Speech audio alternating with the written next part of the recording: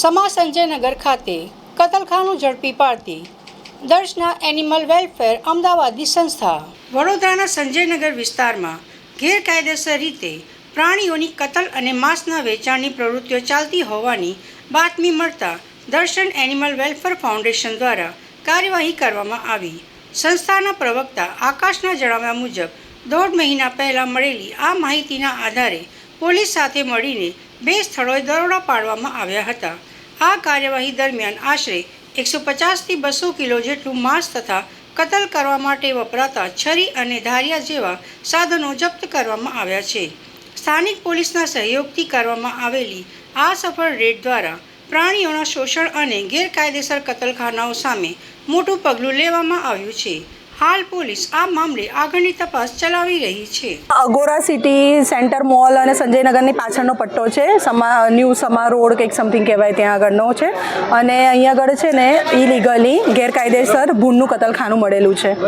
કેટલા મોટી માત્રામાં ગોશ્ત મળ્યું હશે ભૂનનું?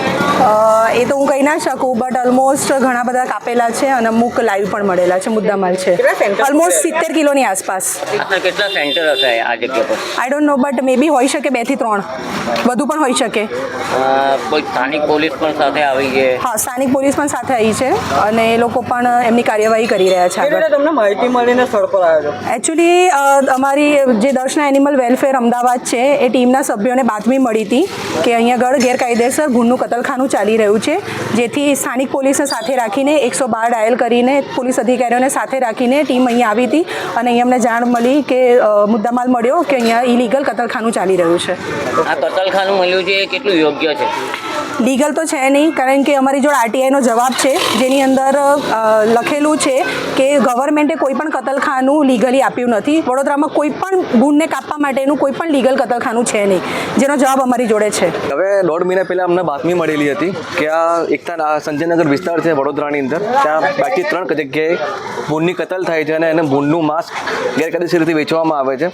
તેનું સંધાનમાં આજે સવારે અમે પોલીસને સાથે રાખીને રેડ કરી છે, જ્યાં અંદાજે 2 જગ્યા ઉપર ભૂંડ કાપેલા છે અને અંદાજે 150 થી 200 કિલો માંસ અહીંયા અવેલેબલ છે.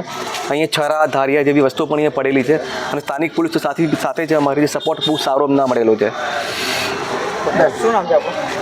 આકાશ પૂછે આપણા દર્શના એનિમલ વેલફેર સંસ્થા તરફથી.